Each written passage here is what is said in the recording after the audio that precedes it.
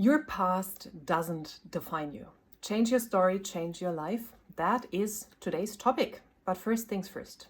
My name is Lydia Wilmsen. I'm a life and mindset coach for successful entrepreneurs and C-suite leaders.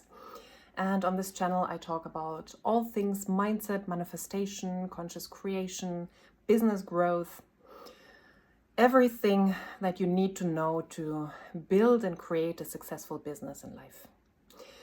Yeah, and today it's all about your past. It's all about your upbringing and if the story that you're telling is benefiting you or not.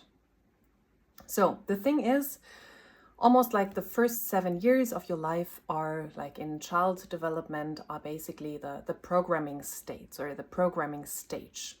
Everything you experience, you hear, you listen to, you see, everything like that is what becomes your own belief system, what becomes your character, what becomes your identity. So of course, if you grow up with a lot of suffering around you, with a lot of abuse, alcohol abuse, all of these things, they do have an impact on who you are now.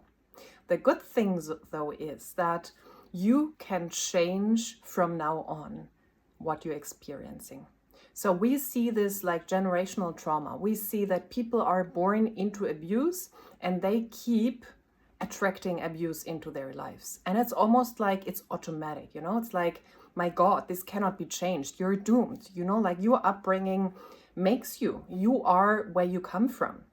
And there are a lot of people still who do believe that, who think this cannot be changed. If you experience that, you cannot get out. And this is also what's being told in certain circles, so to say. So people, your parents, your caregivers keep telling you what is not possible for you. And I have a lot of clients where we dig up these old limiting beliefs where it's like, hey, I don't even consciously believe that, but somehow there is something in me that until now has run the script and has believed that. And it's not even my own thoughts. It's not even my own beliefs.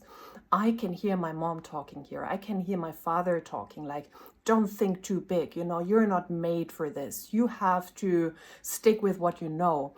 You shouldn't accomplish too much because it's going to be taken from you. All of that. So they almost recognize the voice of their caregivers. And it's like, wow, I don't want to live by those rules anymore. And then we get to work and you can change that. The biggest limiting belief out there is that you cannot change your past, but you can. You can even change the memories of your past. Some people want to do that, others don't want to do that. But the most important message for you today is that your past does not define you. So when you know a little bit about my story, I grew up in a Christian cult, in a Catholic cult, and there was a lot of brainwashing. Everything you know about cults, we lived through that. And I created a life of freedom, of absolute emotional freedom, financial freedom, time freedom, all of that. But when we look back at where I came from, it wouldn't have been possible if we stick to, you know, like what you experience in your childhood. This is going to be your future. Your past is your future. It wouldn't have been possible if we go by that script. However, I did have to do work to get to where I am right now. So many people say like, wow, Lydia, you're experiencing a lot of stuff.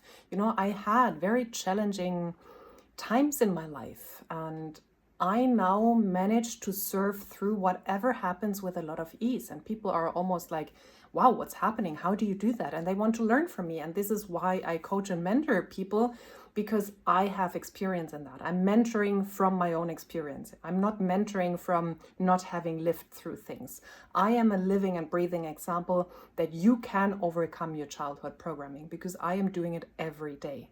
And there are a lot of people from the cult I grew up in that I still know and sometimes listen to or sometimes talk to.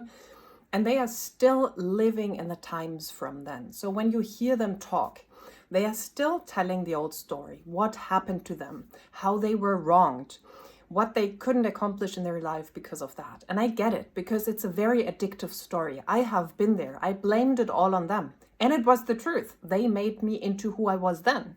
But then I had to make a decision. I had to make the decision, do I want to stay there? Do I want to create suffering on an ongoing basis? Do I want to keep recreating similar scenarios in my life.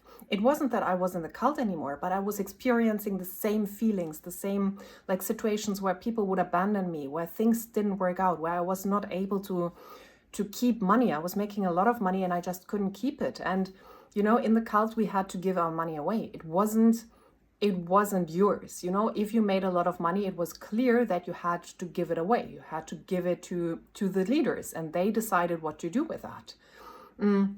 So I was born into an environment where you didn't, like, if you made money, you would not be able to keep it. You had to give it away. And subconsciously, these things were running my life. So I made a lot of money and I gave it all away. Like, I kind of lost it all. I couldn't keep it. And I had to figure out like how to change that. The same with relationships. It was always like, or it used to be difficult for me to be in relationships because we didn't grow up with strong connections. Whenever there were like strong connections building to caregivers, it was disrupted. It was cut off. We were put to other people. We didn't grow up with our parents. So there was a very early on like chaotic experience in my life. And I kept repeating that. I've kept repeating the cycle of not being able to have close relationships. My whole childhood kept repeating itself again and again until I changed the story I told about myself, about relationships, about money, about what I was allowed to have, what I would give myself, all of that. So that is the interesting part here. There are a few people that I still know who keep telling the old story, and they basically live their life nowadays, even though they are not part of that cult anymore, they live their lives as if they were still in it. They are not. They are free to do anything and everything, but they live their lives as if they were still part of that. And I managed to get out when I was like 17 or 18. I left because I was born into it. I was a child. I didn't like consciously choose to be in it. I left and I started rebuilding my life. It took me quite some time because I wasn't aware of a lot of things. And basically I'm out and I'm not living in that prison anymore. While the others are out, but they are still living in the same prison. It's not the circumstances that create that. It is you who keeps choosing that. And this is what you can change. This is where you can change everything. When you start changing the script, when you start changing the story that you're telling about yourself, about your suffering, about your freedom, about what is possible for you, you can change your future. And you can actually also change your past. This is usually something I do more with my clients. I work with revision. I work on changing memories because we only have now. We only ever have the now moment. Even when you're speaking about the future, it's a now moment that you're imagining right now. When you're talking about the past, it is in the now that you are creating a memory, like that you are having a memory. It's all images. When I talk about the past, it's an image, but it's happening right now. Even the feelings attached to it are happening right now. When I talk about the future, I'm talking about it right now. I'm living through it right now. I'm experiencing it in my imagination right now. So you can change even the memories of the past. You can start telling a different story. You can even tell that different things happened, and you can memorize new memories about your past and even like change things. So for example, it's very useful for things, or let me give you an example, because I don't change that I grew up in a cult. I could revise my memory and basically create a different past for me that I'm living from now, but I don't, because it's a very identifying factor for me. I use it to teach others about it. It has made me into the person I am now. It has taught me so much. And I have released the pain. I have emotionally released the pain and the suffering. So I'm free to tell anything and everything about it. I'm not living it anymore when I talk about it. I talk about it as my past. So I use it, and that is why I keep it. But I could decide to tell a different story about my past and make it into a new memory. So what, for example, sometimes helps my clients when they have a strong memory, a negative memory with a parent, we change the memory. We slightly change the words that have been said. We change the emotions that have been said, or we change the whole memory. And then this person is free of that experience and can live in a different way. Because it doesn't matter, it's just a memory. And it's almost like people experiencing the same thing, but people having different memories about the very same situation. And you can use that. You can use that to build new memories and create freedom in your life. And I highly suggest you do that, because your memories will create suffering, they create your future, and they even can create disease and death. I have lost my mom due to that. So